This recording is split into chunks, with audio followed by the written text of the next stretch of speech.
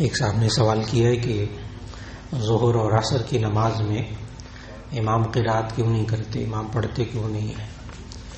تو اس کا جواب یہ ہے کہ امام پڑھتے ہیں، سورہ فاتحہ بھی پڑھتے ہیں، سورت بھی پڑھتے ہیں. ان کے غالباً پوچھنے کا مقصد یہ ہے کہ اونچی آواز سے کیوں نہیں پڑھتے. تو اس کا جواب قرآن اور سنت میں تو نہیں ہے.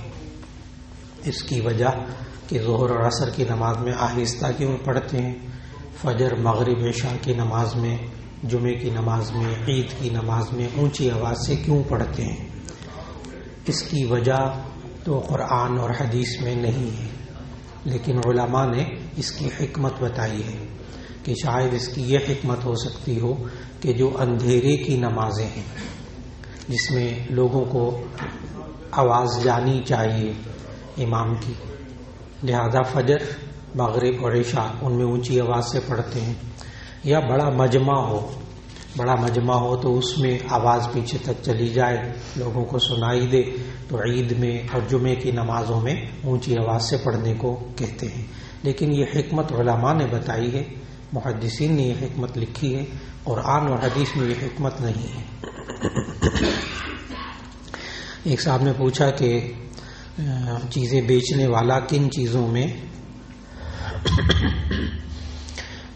کی بیع کرنا، خرید و فروخت کرنا جائز ہے اور کیا شرائط ہونی چاہیے. تو اس کا جواب یہ ہے کہ بہت آسان سی بات. اللہ تعالیٰ نے قرآن مجید میں ہمیں سمجھایا، یا ایھا الذین آمنوا لا تأکلوا اموالکم بینکم بالباطل الا ان تکون تجارۃ عن تراض منکم، کہ اے ایمان والو تم آپس میں ایک دوسرے کے مال غلط طریقے سے نہ کھاؤ، الا ان تکون تجارۃ عن تراض منکم، مگر یہ کہ تمہارے درمیان باہمی رضامندی سے تجارت ہو. تجارت کا معنی، تجارت کی تعریف کہ ایک طرف پیسہ ہو، ایک طرف کوئی بھی جائز چیز ہو بیچنے والی، تو تجارت جائز ہے. لہذا اگر وہ چیز جو بیچی جا رہی وہ ناجائز ہے، جیسے شراب ہے، خنزیر کا گوشت ہے، کوئی اور حرام چیز ہے، وہ نہیں بیچی جا سکتی، اس کی خرید و فروخت نہیں ہوگی. تو تجارت کہتے ہیں ایک طرف پیسہ ایک طرف مال اور دونوں آپس میں تبادلہ کر لیں، تو اس کو تجارت کہتے ہیں.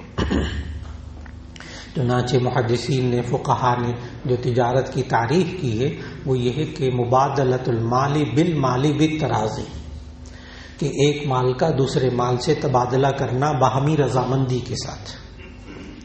اگر ایک طرف مال ہو دوسری طرف مال ہی نہ ہو تو ایسی صورت میں اس کو تجارت نہیں کہیں گے. اس کی میں مثال دوں گا.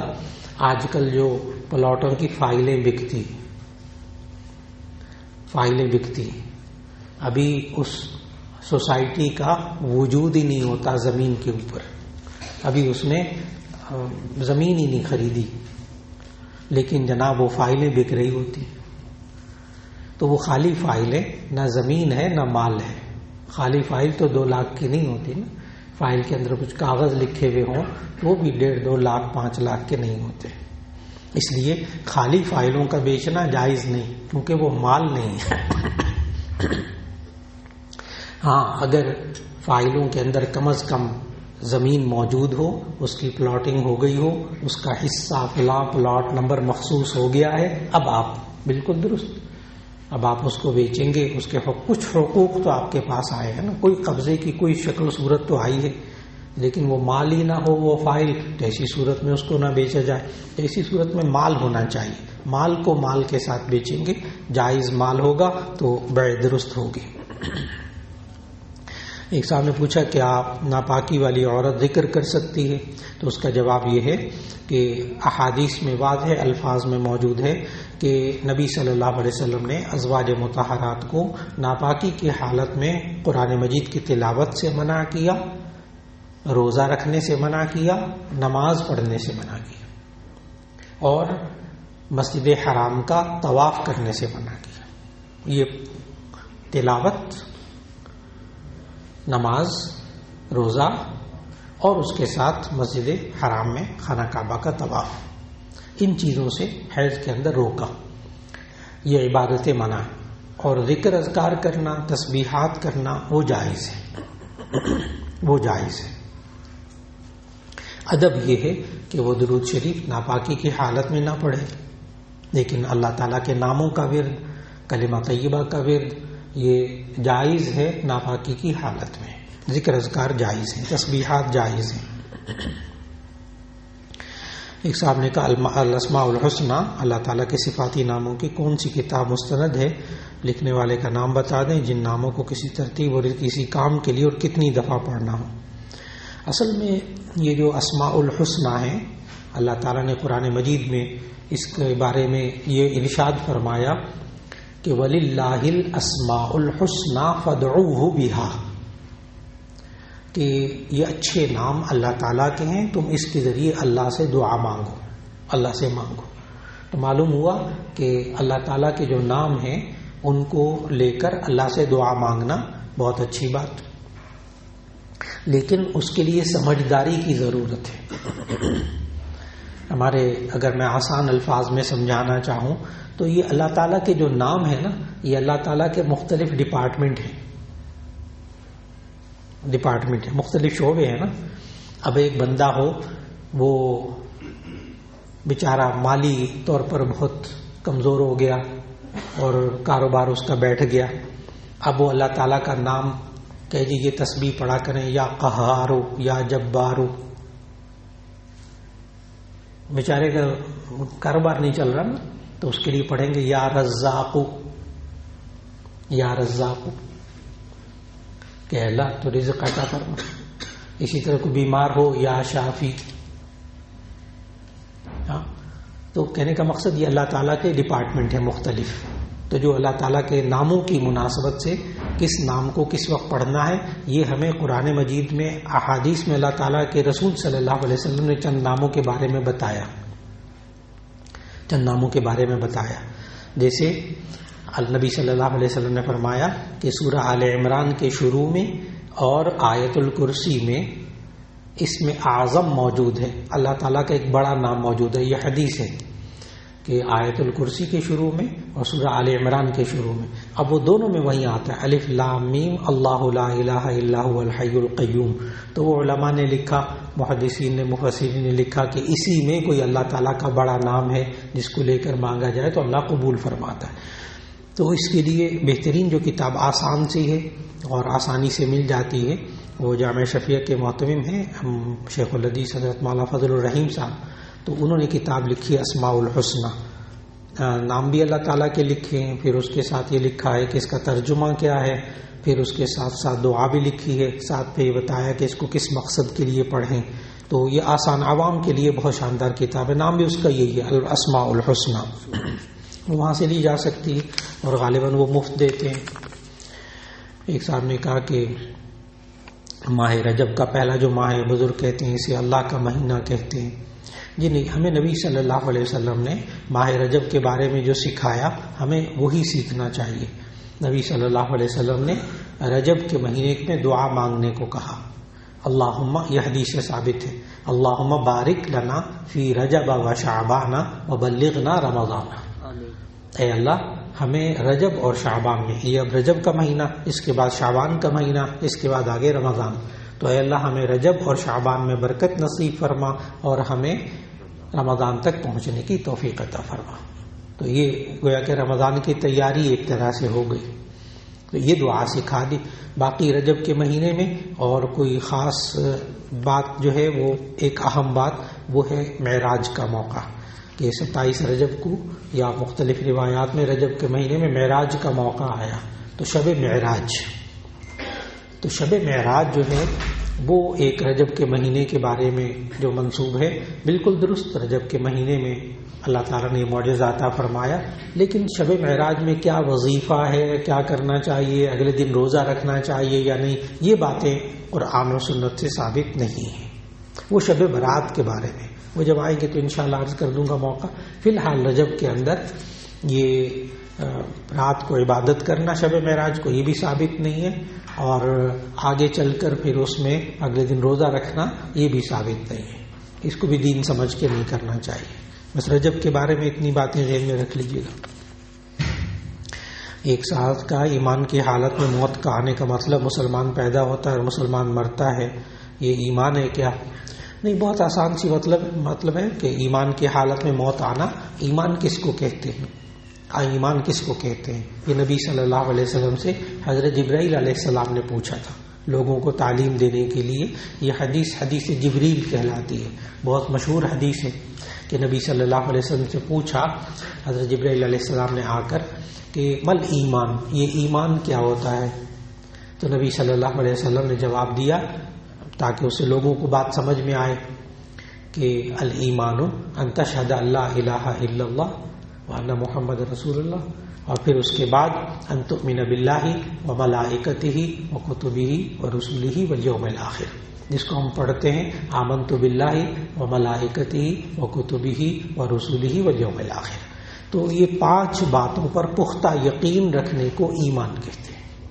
آمنت باللہ وملائکتہ وکتبہ ورسلہ والیوم الآخر، یعنی میں ایمان لایا اللہ پر، فرشتوں پر، آسمانی کتابوں پر، تمام رسولوں پر اور آخرت پر.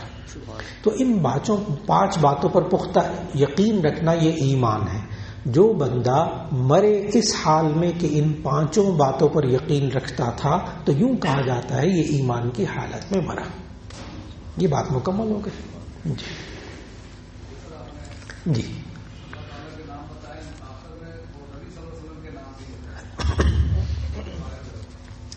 نبی صلی اللہ علیہ وسلم کا ایک تو 2 ذاتی نام ہیں اور باقی صفاتی نام ہیں. کچھ احادیث سے ثابت ہیں، کچھ قرآن مجید سے ثابت ہیں. اور اللہ تعالیٰ کے ناموں کے ساتھ قرآن مجید میں ایک طرف اللہ تعالیٰ کے نام لکھے ہوتے ہیں، ایک طرف نبی صلی اللہ علیہ وسلم کے نام لکھے ہوتے ہیں. ان میں بہت سے نام تو احادیث سے ثابت ہیں، اور چند نام ہیں جو قرآن مجید سے ثابت ہیں، جیسے حریص علیکم بالمؤمنین رؤوف رحیم. تو رؤوف رحیم یہ نبی صلی اللہ علیہ وسلم کے لیے بولے گئے. نبی صلی اللہ علیہ وسلم کے جو نام مبارک ہیں ان کو خاص کوئی وظیفہ لے کر پکارنا وہ تو منقول نہیں ہے احادیث میں، لیکن آپ پڑھیے برکت کے لیے نبی صلی اللہ علیہ وسلم کے ذاتی نام محمد اور احمد صلی اللہ علیہ وسلم، اور باقی صفاتی نام ہیں. اگر آپ پڑھیں گے یقیناً برکت ہوگی، لیکن اس کو دین کا حصہ نہ سمجھا جائے. جیسے میں نے کہا نا کہ وہ اللہ تعالیٰ نے قرآن مجید میں کہا کہ وَلِلَّهِ الْأَسْمَاءُ الْحُسْنَىٰ فَادْعُوهُ بِهَا، کہ اللہ تعالیٰ کے اچھے نام ہیں تم ان کو لے کر اللہ تعالیٰ سے دعا مانگو. اس طرح نبی صلی اللہ علیہ وسلم کے ناموں کے بارے میں ہمیں حکم نہیں دیا گیا.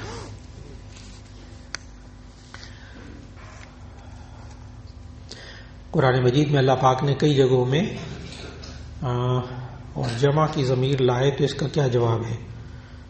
اچھا، تثنیہ اور جمع کی ضمیر لائے تو اس کا کیا؟ تثنیہ نہیں، واحد یا جمع. اللہ تعالیٰ نے اپنے لیے تثنیہ کی ضمیر کہیں بھی قرآن مجید میں نہیں لائے. دو کی بالکل نہیں، واحد ایک لائے ہیں یا جمع لائے ہیں. تو یہ سوال ہو سکتا ہے کہ اللہ تعالیٰ تو ایک ہے، پھر جمع کا صیغہ اللہ تعالیٰ کیوں لاتا ہے؟ جیسے انا نحن نزلنا الذکر وانا لہ لحافظون، قرآن مجید کے بارے میں آیت ہے انا نحن نزلنا الذکر، بے شک ہم ہی نے قرآن مجید نازل کیا. انا میں بھی جمع، نزلنا میں بھی جمع، پھر نحن یہ بھی جمع، حافظون یہ بھی جمع. لیکن کہیں اللہ تعالیٰ جو ہے وہ بالکل ایک، جیسے قل هو اللہ احد اللہ الصمد لم یلد ولم یولد ولم یکن لہ کفوا احد. تو بہت ساری جگہوں میں انا، کئی جگہ انا جمع کا صیغہ، کہیں واحد کا صیغہ. تو مفسرین نے تمام آیات کا مطالعہ کرنے کے بعد ایک اصول بتایا کہ جہاں اللہ تعالیٰ اپنی توحید بتانا چاہتا ہے، جہاں اللہ تعالیٰ اپنی توحید بتانا چاہتا ہے، شرک سے منع کرنے کے بارے میں آیا تو وہاں تو اللہ تعالیٰ نے واحد کا صیغہ استعمال کیا، اور جہاں اللہ تعالیٰ نے اپنی عظمت بتائی وہاں اللہ تعالیٰ نے خود اپنے لیے جمع کا صیغہ بولا. قل هو اللہ لا الہ الا ہو، تو وہاں واحد. لیکن جہاں عظمت بیان کرنا مقصود تھا وہاں جمع کا صیغہ اللہ تعالیٰ نے ذکر کیا قرآن مجید میں. کہنے مہنگائی کے اس دور میں چیز خریدنا مشکل ہو گیا. اگر ہم کوئی چیز خریدنے کے لیے پیسے جمع کریں تو تب تک چیز مہنگی ہو جاتی ہے. کیا ہم انسٹالمنٹ پر قسطوں پر لے سکتے ہیں فریج اے سی وغیرہ اور واشنگ مشین وغیرہ؟ جی، اس کا جواب یہ ہے کہ قسطوں پر خریدنا جائز ہے، لیکن اس کی کچھ شرائط ہیں۔ شرائط یہ ہے کہ آپ جب اس کے پاس جائیں، دکاندار کے پاس، تو پہلے طے کریں کہ آپ نے قسطوں میں خریدنا ہے یا آپ نے نقد پیسے لے کے دے، پہلے اس سے پوری معلومات لے لیں۔ وہ کہتے ہیں کہ یہ جو مشین ہے، سے واشنگ مشین لے لیں، اے سی لے لیں، کوئی مشین لے لیں، تو یہ واشنگ مشین جو ہے وہ اس وقت تو آپ کو 30,000 روپے کی، 50,000 روپے کی ملے گی، 50,000 روپے کی، لیکن آپ اس کو اگر نقد پر لیں گے تو آپ 50,000 روپے ابھی دیں، ابھی لے لیں، اور اگر آپ نے قسطوں میں لینی ہے تو پھر ایسی صورت کے اندر آپ کو یہ ہم دیں گے 60,000 روپے کی۔ تو ایسی صورت میں اب آپ طے کریں، پہلے طے کر لیں کہ میں نے قسطوں پر لینی ہے، نقد دینی۔ اگر آپ نے قسطوں پر طے کر لی، ٹھیک ہے، اب اس کی قیمت 60,000 روپے۔ یوں کہنا کہ اگر آپ نقد دیں گے تو اتنی، ادھار دیں گے تو اتنی، یہ ناجائز ہے، یہ سود ہو جائے گا، یہ سود ہو جائے گا۔ نقد دے تو اتنی، ادھار دے تو اتنی، یہ سود ہو جائے گا۔ اور اگر کہیں کہ نہیں، اب اس کی قیمت 60,000 روپیہ ہے، اگر آپ نے قسطوں پر لینی ہے تو قسطیں طے کر لیجیے۔ اب اس میں کیا شرط ہے کہ یہ بھی طے نہیں کرنا چاہیے کہ اس کی قسطیں بنتی ہیں 2 سال کی، اگر میں آپ کو 6 مہینے بعد پیسے دے دوں تو آپ اتنے کم کر دیں گے، اتنی رعایت مجھے دیں گے، پھر یہ سودی کاروبار ہو جائے گا۔ اور اگر اس نے کہا کہ اگر آپ 2 سال تک قسطیں نہ دے سکے تو آپ پر اتنا مزید مارک اپ، آپ کو اتنے مزید پیسے پھر دینے پڑیں گے، پھر یہ سارا سود ہو جائے گا۔ تو آپ وہ قیمت طے کر لیجئے، پھر قسطوں پر کاروبار کرنا بھی جائز ہے، قسطوں پر چیزیں لینا بھی جائز ہے۔ ایک صاحب نے کہا فوتمی کے بعد جو لوگ 30ویں دن اور 40ویں دن کھانا دیتے، کیا یہ جائز ہے؟ دیکھیے، قل وغیرہ 30واں اور 40واں یہ لوگوں کا بنایا ہوا ہے۔ ابھی جمعے میں بھی بات ہوئی تھی بدعت کے بارے میں کہ اصل میں بدعت جائز کام ہوتا ہے۔ آپ 40 دن بعد کھانا کھلا دیں، جائز ہے۔ آپ دوسرے دن کھانا کھلا دیں، تیسرے دن کھانا کھلا دیں، جائز ہے۔ آپ جمعرات کو کھانا کھلا دیں، جائز ہے۔ بدعت ہمیشہ جائز ہوتی ہے، اصل میں جائز ہوتی ہے، لیکن جب اس کو دین کی حیثیت دے دی جاتی ہے فوراً وہ بدعت ہو جاتی ہے۔ اب وہ گمراہی ہے، اب اس سے بچنا واجب ہے۔ بدعت بذات خود جائز کام ہوتا ہے، ہمیشہ یاد رکھ لیجیے گا۔ ہر بدعت کے اندر نہ گھس کر اچھی طرح دیکھیں، وہ اصل میں جائز ہوتی ہے۔ گناہ کا کام کبھی بدعت نہیں ہوتا، وہ تو پہلے ہی گناہ ہے۔ اس لیے بدعت کیا چیز ہوتی کہ جائز کام ہے لیکن اس کو دین میں حیثیت دے دی جائے، آپ جائز سمجھ کر کریں، جائز۔ جیسے میں مثال دیتا ہوں، بہت آسان سی مثال، فرقہ وارانہ نہیں ہو مثال۔ ایک صاحب نے کہا کہ میں جمعے کی نماز پڑھ کے نا بریانی پکا کر لوگوں کو کھلایا کروں گا، 1 دیگ بریانی کی۔ وہ کرتے رہے، جب ان کا انتقال ہوا تو بچے کہنے لگے ہمارے ابا جی کرتے تھے، ہم بھی کریں گے۔ ٹھیک ہے، کریں، ابھی بھی جائز ہے، کسی بھی فقیہ سے پوچھ لیں، ابھی بھی جائز ہے۔ پھر ان کے بچے آگے نسل در نسل ہر جمعے کو ماشاءاللہ جمعے کی نماز پڑھ کے بریانی پکا کر لوگوں میں تقسیم کرتے تھے، جائز۔ ابھی کسی فرقے کے نزدیک نہیں ہے، میں مثال دے رہا ہوں۔ لیکن چلتے چلتے ایک وقت ایسا آتا ہے کہ جمعے کی نماز نہیں پڑھنی، بریانی کی دیگ تقسیم کرنی۔ آپ نے آج بریانی کی دیگ نہیں تقسیم کی اس جمعے کے بعد، آپ مسلمان نہیں لگتے، خلاص، اب یہ بدعت ہو گئی۔ گھر میں کھانے کو نہیں ہے، قرض لے کر مشکل پتہ نہیں کیا کر کے بریانی کی دیگ کے لیے پیسے لے کر وہ دے رہے ہیں، بیوی بچوں کے حقوق ادا نہیں ہو رہے، اللہ کے حقوق ادا نہیں ہو رہے، نماز نہیں پڑھنی جمعے کی دیکھ۔ اب بات آ گئی، یہ کیا ہو گئی؟ بدعت۔ 20 سال بھی کرتے رہیں گے تو بدعت نہیں ہوگی، سالہ سال نسل در نسل کرتے رہے، بدعت نہیں ہوگی۔ لیکن جہاں اس کو کہا نا کہ آپ یہ کام نہیں کرتے، دیگ نہیں پکاتے جمعے کے بعد بریانی کی، آپ مسلمان نہیں لگتے، دار اسلام سے خارج، بس اب کہا جائے گا کہ بدعت۔ میں نے اس ایسے انداز میں بیان کیا کسی کا دل نہیں دکھے گا، لیکن آپ حقیقت میں غور کیجئے۔ اب میں جب کہوں کہ جناب جمعے کے بعد بریانی پکانا، دیگ پکانا بدعت ہے، تو آپ مجھ سے دلیل مانگیں کہ جی مولانا اس کی خلاف اس کے دلیل پیش کریں کہ یہ بدعت ہے. کہاں کون سی آیت میں کون سی حدیث میں آتا ہے کہ جمعے کے بعد بریانی بنانا منع ہے؟ تو آپ کو کبھی نہیں ملے گی انشاءاللہ، کبھی وہ حدیث آیت نہیں ملے گی. اس لیے کہ پیر والے دن نا والد صاحب کی وفات کے بعد تدفین ہو رہی تھی، تو جب میت کو جو ہے نا وہ لٹایا گیا میں نے اور بھائی نے، تو وہ جو سلیب رکھ رہے تھے ایک صاحب نے کہا کہ جی یہ پتھر کے ساتھ پہلی سلیب کے اوپر نا کلمہ طیبہ جو ہے نا وہ لکھ دیں. بھائی کو جو ہے نا وہ میرے ہاتھ سے وہ پتھر پکڑ لیا کہ کوئی لکھنے کی ضرورت نہیں ہے، اس کے لکھنے سے جو ہے نا وہ نہیں ہے نا یہ تشریف رکھے گا. بالکل بالکل اچھا کیا اس لیے کہ کلمہ طیبہ پتھر پر لکھنا، سلیب پر لکھنا، کفن پر لکھنا، یہ کلمہ طیبہ کی بے ادبی ہے. ہمیں جہاں کلمہ پڑھنے کو کہا گیا وہاں کلمہ پڑھ لیجیے. ہاں میت کو دفن کرتے وقت اللہ کا نام لینا، بسم اللہ وعلی ملت رسول اللہ صلی اللہ علیہ وسلم، وہ سنت ہے، حدیث سے ثابت ہے، وہ حدیث سے ثابت ہے. لیکن وہ بھی کفن پہ نہیں لکھنا چاہیے، سلیب پر نہیں لکھنا چاہیے. آپ نے بہت اچھا کیا جی. ایک شخص کا لاہور میں انتقال ہو گیا، یہاں اس کی نماز جنازہ ہو گئی، اس کے نواح کی آبائی گاؤں میں لے گئے اس کی میت جی، وہاں پہ دوبارہ نماز جنازہ ہوئی. یہ لوگوں نے یہاں پہ نماز جنازہ پڑھی ہے، وہاں پہ دوبارہ پڑھ سکتے ہیں؟ جی اصل میں یوں ہے کہ نماز جنازہ اگر ایک میت کی ایک دفعہ پڑھی گئی تو دوبارہ پڑھنا سنت نہیں ہے، سنت نہیں.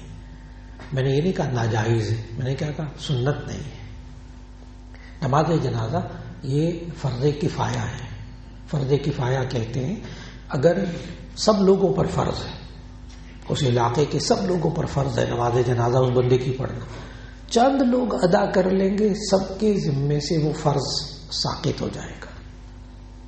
اور اگر کسی نے نہ ادا کی، بغیر نماز جنازہ پڑھے دفن کر دیا، ساروں کو فرض چھوڑنے کا گناہ ہوگا. یہ ہوتا فرض کفایہ. لہذا چند لوگوں نے نماز جنازہ پڑھ لی، اب دوبارہ نماز جنازہ پڑھنا سنت نہیں، فرض تو ہے ہی نہیں. لیکن اب ہوتا کہ ہمارے معاشرے میں کہ گاؤں کے جو لوگ ہوتے ہیں وہ کہتے ہیں کہ جی آپ نے وہی نماز جنازہ، ساری زندگی تو اس کی یہاں گزری، وہ تو جاب کرنے گیا تھا وہاں، آپ نے نماز جنازہ وہاں پڑھ لی، ہمیں محروم کر دیا. بس اوقات رشتہ دار ہوتے ناراض ہو جاتے.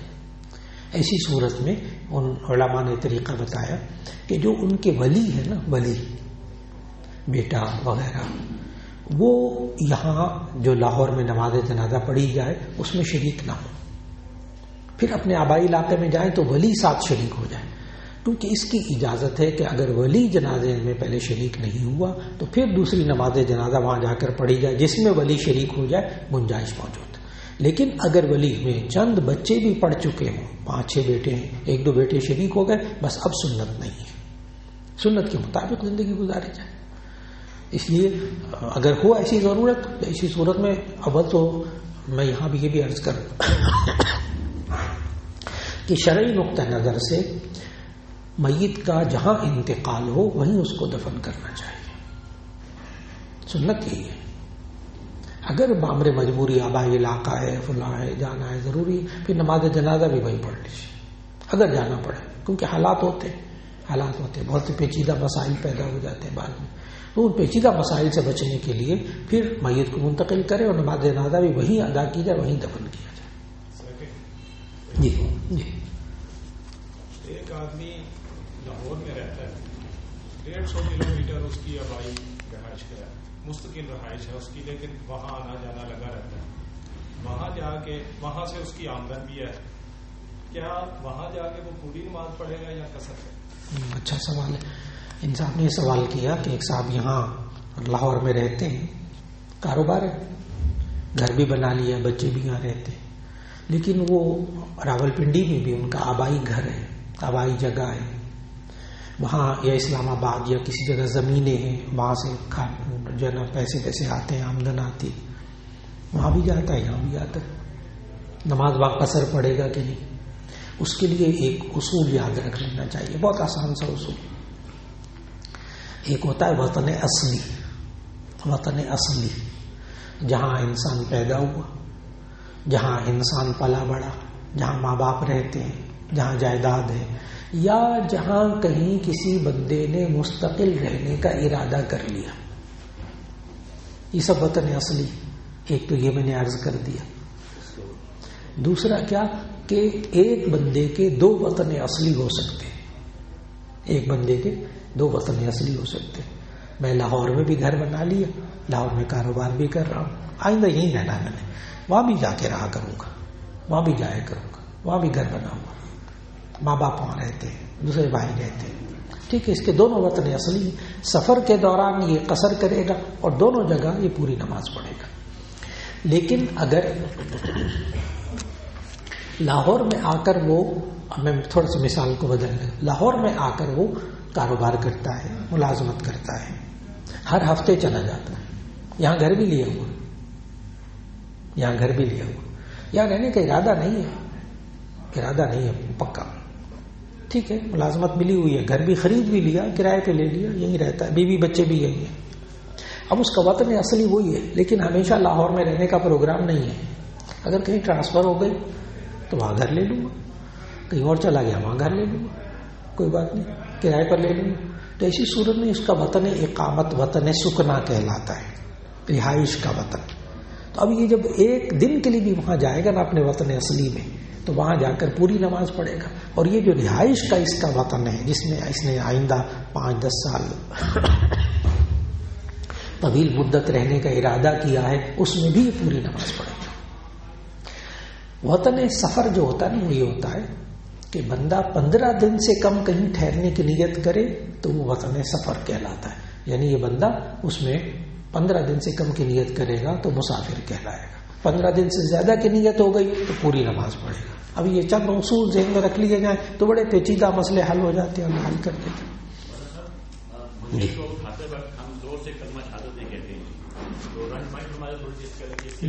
میت کو اٹھاتے وقت جو کلمہ شہادت کہتے ہیں نا، ایک آواز لگاتا ہے بندہ، دوسرے کلمہ پڑھتے ہیں. یہ عمل بھی کسی حدیث سے ثابت نہیں ہے، کوئی ضعیف حدیث بھی نہیں، اس لیے اس کو سنت سمجھ کے نہیں کرنا چاہیے. میں نے پھر کہا لوگوں کے اندر رواج بن گیا ہے، جو نہ کہیں تو اس کو برا بھلا کہتے ہیں، نہ پھر وہ بدعت ہو جائے گا.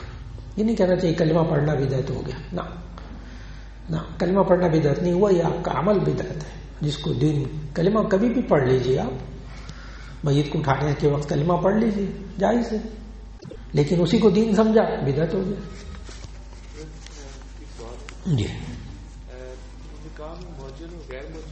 جی اصل میں یہ بھائی صاحب نے پوچھا، نکاح فارم کے اندر لکھا ہوتا ہے نکاح میں مہر معجل غیر معجل. تو معجل کا معنی جلدی کیا ہوا اور غیر معجل کا معنی جلدی کیا ہوا نہیں. تو مہر معجل کا معنی نکاح کے وقت فوری آپ نے ادا کرنا ہے. غیر معجل کا معنی نہیں ابھی ادا نہیں کرنا، جب بعد میں جب ہوگا ادا کر دیں گے.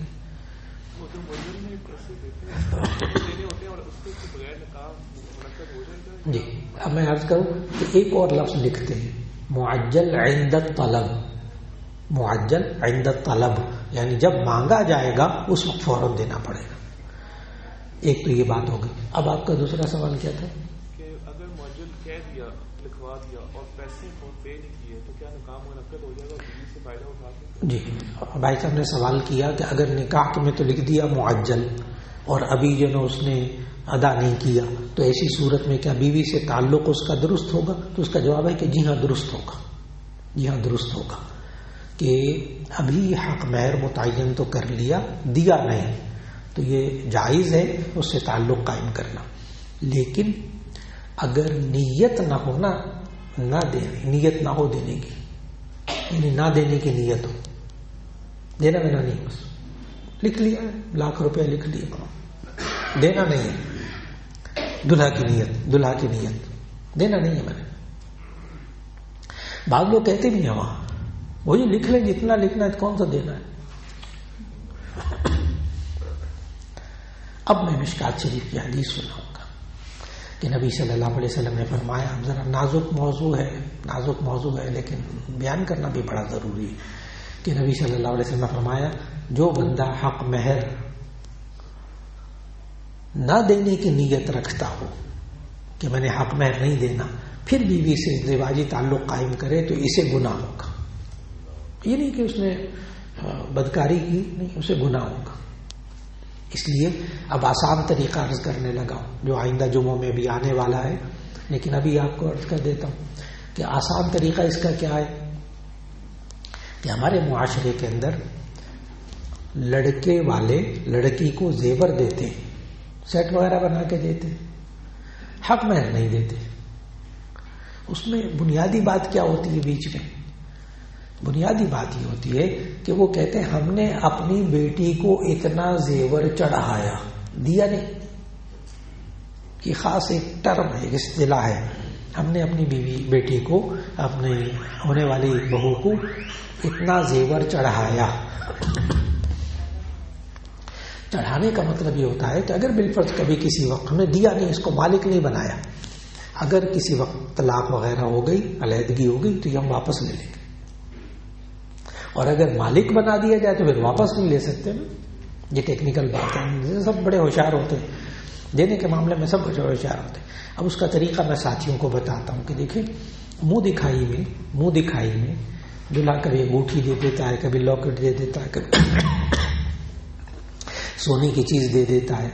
تو ایسی صورت میں سارا زیور نہیں دینا چاہتے تو جو منہ دکھائی میں دینا ہے یا زیور کا کچھ حصہ وہ حق مہر کے طور پر لکھوا دیں.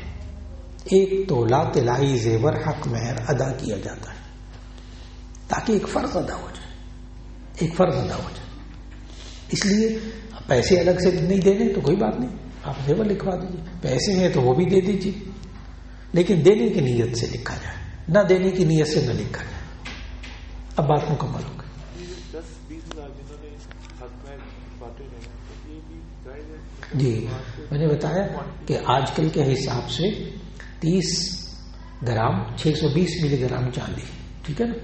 تو 10 گرام چاندی اب ہے 1450 روپے آج کا ریٹ، 10 گرام. تو اسی صورت میں آپ اگر وہ 30 گرام ہوگی تو یہ 3000 بن جائیں گے، 3-3.5 روپے بن جائیں گے.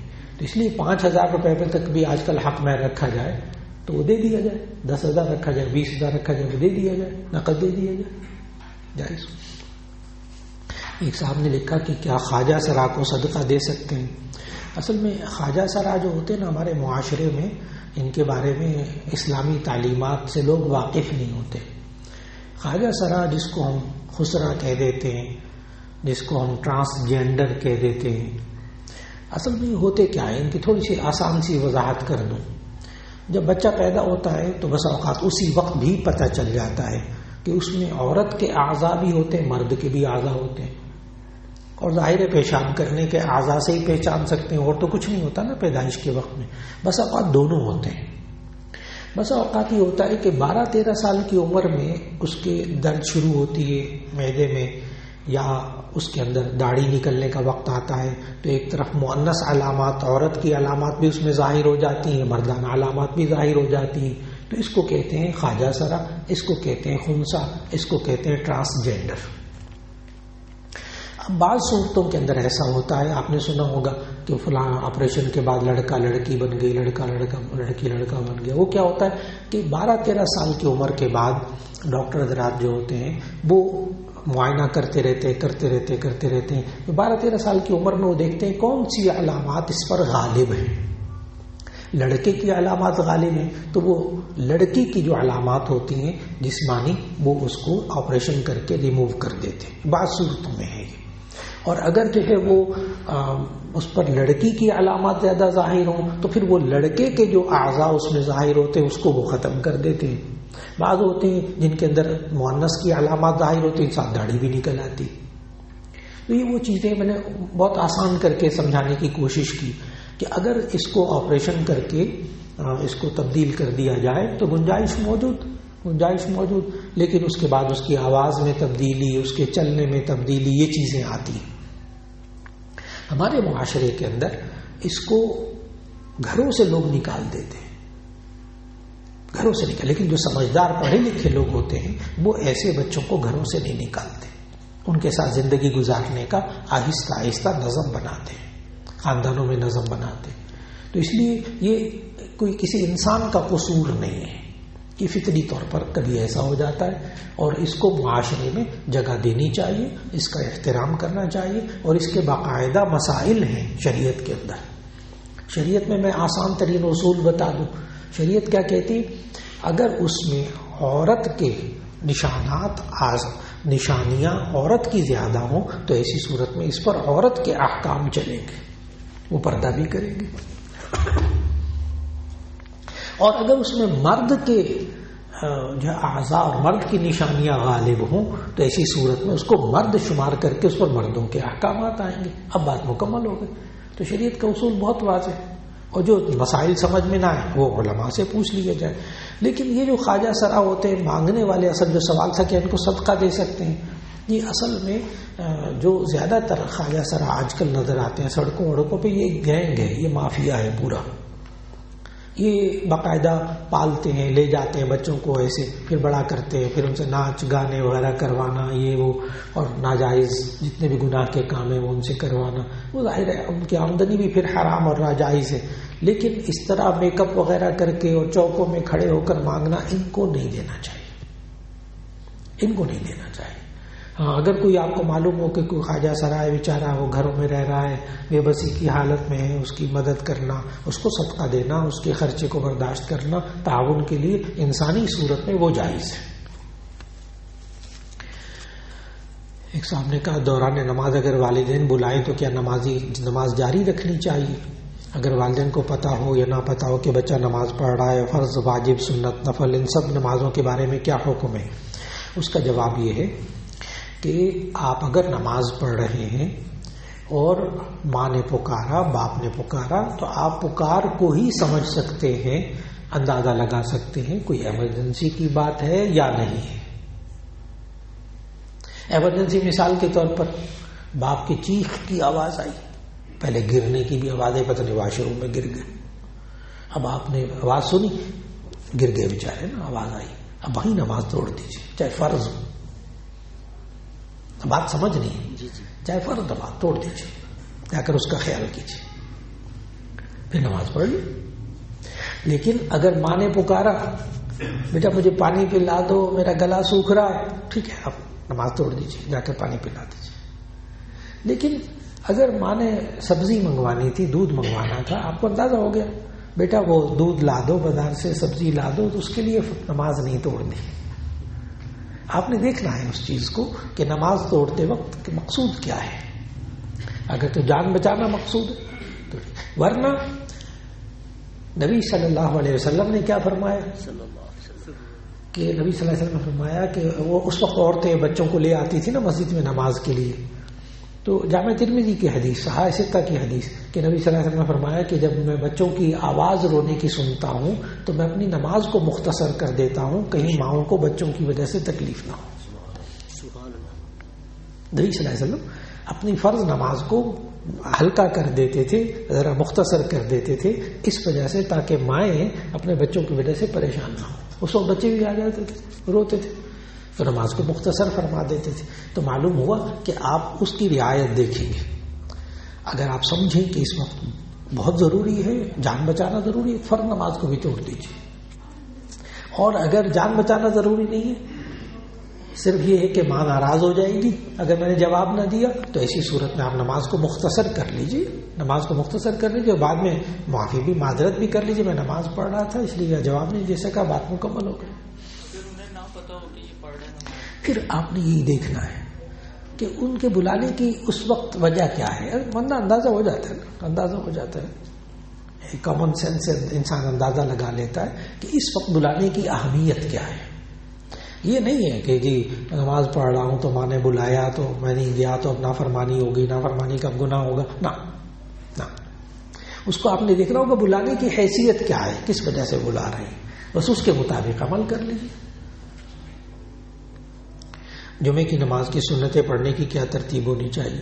جی، جمعے کی نماز سے پہلے 4 سنتیں مؤکد ہیں وہ پڑھ لیجیے، پھر جمعے کی نماز 2 رکعت فرض آپ نے پڑھ لیے، پھر اس کے بعد 4 سنتیں، اور پھر اس کے بعد 2 سنتیں۔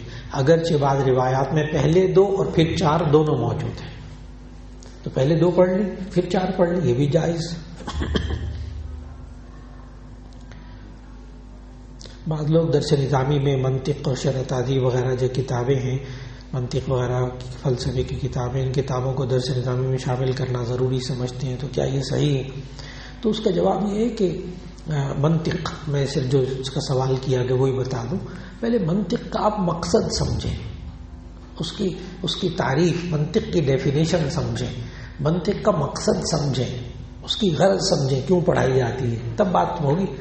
منطق کہتے ہیں، اس کی تعریف ہے صیانت الذہن المبتدی عن الخطاء فی الفکر. یہ ڈیفینیشن ہے منطق کی. منطق کہتے ہیں ایک ایسا فن، صیانت الذہن عن الخطاء فی الفکر، انسان کو فکر میں غلطی سے بچانا، انسان کو فکر میں غلطی سے بچانا کہ یہ سوچنے میں کوئی غلطی نہ کر لے، اس فن کو کہتے ہیں منطق. تو آپ بتائیے، قرآن و حدیث سے آپ نے مسائل معلوم کرنے ہیں تو آپ کے پاس یہ فن ہونا چاہیے کہ آپ سوچ و وچار کرنے میں، مسائل کے معلوم کرنے میں کہیں آپ غلطی نہ کر بیٹھیں سوچنے میں. تو منطق کو خالی منطق نہیں سمجھنا چاہیے، منطق کی ڈیفینیشن دیکھیں، اس کی غرض کیا، اس کا مقصد کیا ہے. اس لیے منطق جو درس نظامی میں رکھا جاتا ہے وہ بہت اہم ہے. اس کو کہتے ہیں علوم عالیہ، علوم عقلیہ، علوم عالیہ، کہ یہ اعلیٰ ہے قرآن و حدیث کو سمجھنے کے لیے. ورنہ صرف نحو گرامر یہ جو پڑھاتے یہ کیا ضرورت ہے؟ جی اس کے بغیر آپ ترجمہ نہیں کر سکتے قرآن حدیث کا. ایک صاحب نے لکھا اگر ذکر سورہ فاتحہ یا رب اشرح لی وغیرہ ہو تو یہ ذکر کر سکتے ہیں. جی میں نے بتایا کہ سورہ فاتحہ کا ذکر ہو، رب اشرح لی کا ذکر ہو، اگر بے وضو ہیں تو ذکر کر سکتے ہیں. بے غسل ہو تو قرآن مجید کی آیات نہیں پڑھ سکتے، آیات نہیں پڑھ سکتے، آیت نہیں ہے تو پڑھ سکتے ہیں. نماز کے وقت چاندی کی چین ڈال کر نماز پڑھ سکتے ہیں. جی اصل میں چاندی کی چین پہننا مردوں کے لیے، سونے کی چین پہننا، چاندی کی چین پہننا، انگوٹھی پہننا سونے کی، یہ مردوں کے لیے حرام ہے. اگر کوئی چین چاندی کی پہننا حرام، لیکن اگر کوئی نماز پڑھے گا تو اس کی نماز کے ثواب میں کمی ہو جائے گی. وہ ناپاک نہیں ہے حرام، نماز ہو جائے گی، ثواب میں کمی ہوگی. اس کو سمجھنا ہے، کیونکہ نماز کی شرائط میں سے یہ نہیں ہے کہ آپ سونا چاندی نہ پہنیں، نہ، وہ تو عام زندگی میں نماز کے علاوہ بھی پہننا حرام ہے. اس لیے بھرپور کوشش کریں کہ مرد سونے چاندی کے استعمال سے بچیں. ہاں البتہ صرف چاندی کی انگوٹھی 3.5-4 ماشے کی، اس کی گنجائش موجود ہے. 3.5 ماشے کے وزن کے برابر چاندی کی انگوٹھی مرد پہن سکتا، عورت پہن سکتی ہے زیور سارے. جی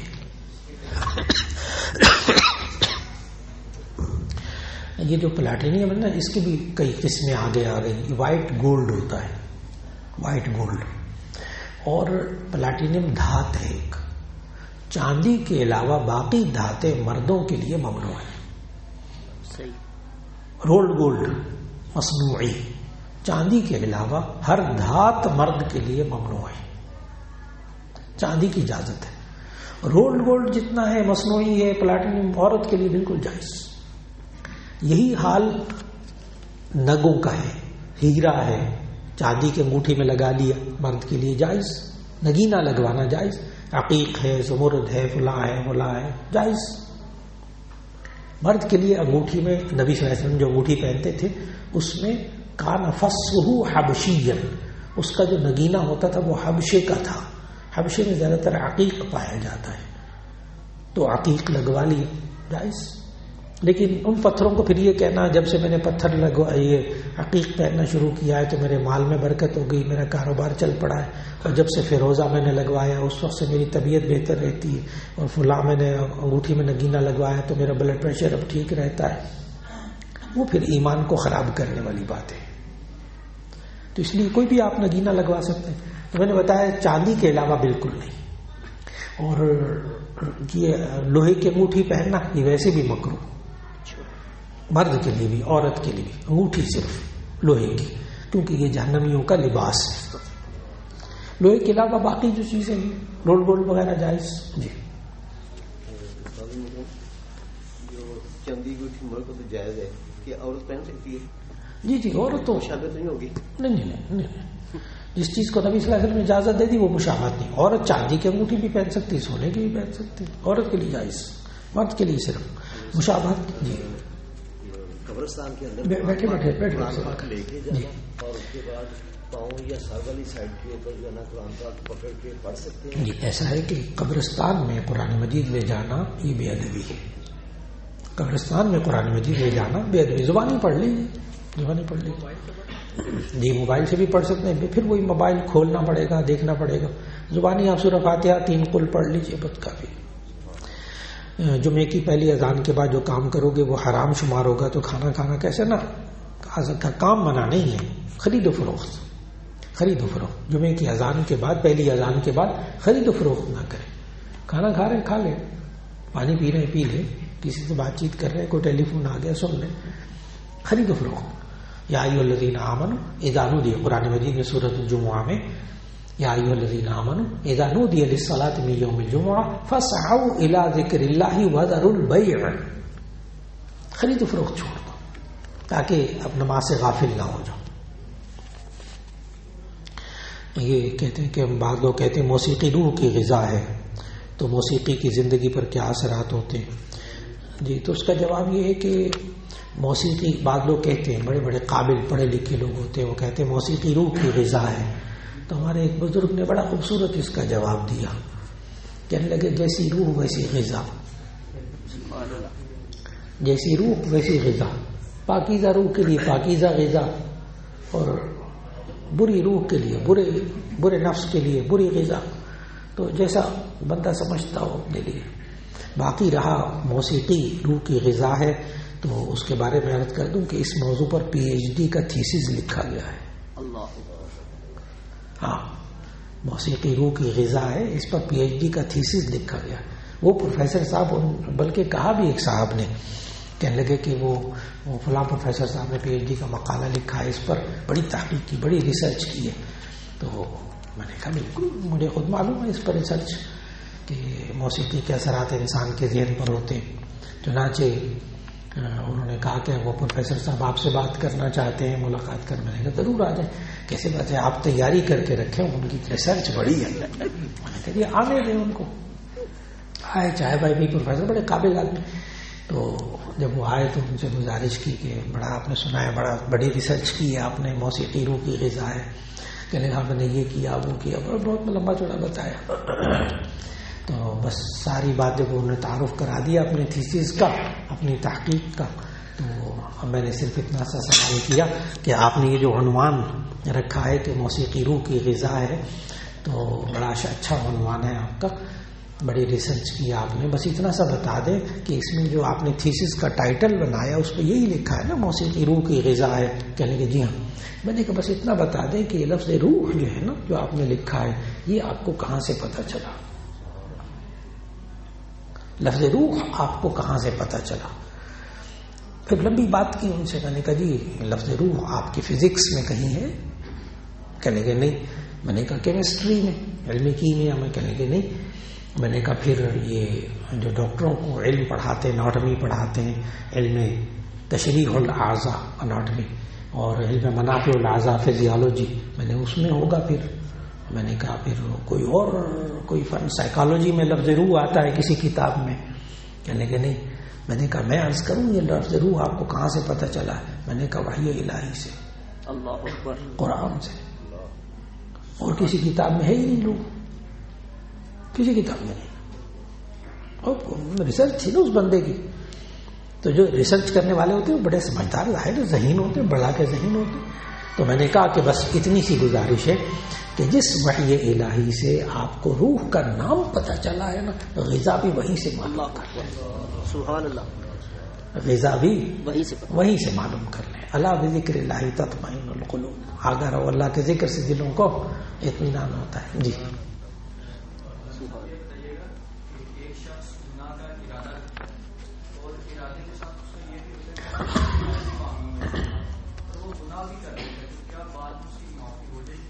جی بس اتنے باریک سی بات ہے. انہوں نے سوال کیا ہے ایک بندہ گناہ کا ارادہ کرتا ہے, کرنے چلتا ہے, ارادہ کر لیتا ہے تو اس کے نام اعمال میں گناہ نہیں لکھا جاتا. نیکی کا ارادہ کر لے تو نیکی لکھ دی جاتی, گناہ کا ارادہ کر لے گناہ نہیں لکھا جاتا. چل پڑے گناہ نہیں لکھا جاتا, جا کے وہاں پہنچ جائے نا گناہ کرنے کے لیے پھر بھی ابھی گناہ نہیں لکھا جاتا. لیکن اگر گناہ کر لے تو ایک گناہ لکھا جاتا ہے, اور اگر نیک کام کا ارادہ کر لے تو ایک نیکی کا ثواب ملتا ہے, اور اگر نیک کام کر لے تو 10 نیکیوں کا ثواب ملتا ہے. من جاء بالحسنۃ, یہ اللہ تعالیٰ قرآن میں سمجھایا, من جاء بالحسنۃ فلہ عشر امثالھا, جو بندہ ایک نیک کام کرتا ہے اللہ اس کو 10 نیکیوں کے برابر ثواب دیتا ہے. اور دوسرا یہ ذہن میں رکھنا ہوگا کہ اگر بندہ گناہ کا ارادہ کرے اور یہ سوچ کر کہ میں اس کی معافی مانگ لوں گا, تو ایسی صورت میں شرعی حکم یہ ہے کہ اللہ تعالیٰ اس کو ضرور معاف کر دے گا. بعد میں اللہ تعالیٰ اس کو معاف کر دے گا اگر یہ توبہ اور استغفار کرے گا.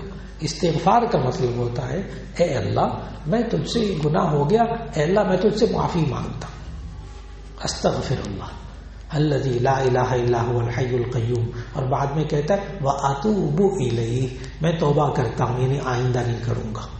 اللہ اس کے گناہ کو معاف کر دے گا.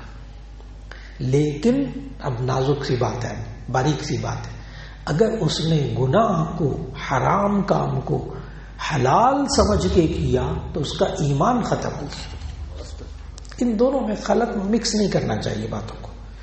کسی انسان کے دل میں یہ ہو کہ میں چلو گناہ کر لیتا ہوں بعد میں معافی مانگ لوں گا, کم از کم وہ گناہ کو گناہ تو سمجھتا ہے نا, ابھی اس کا ایمان بچا ہوا ہے.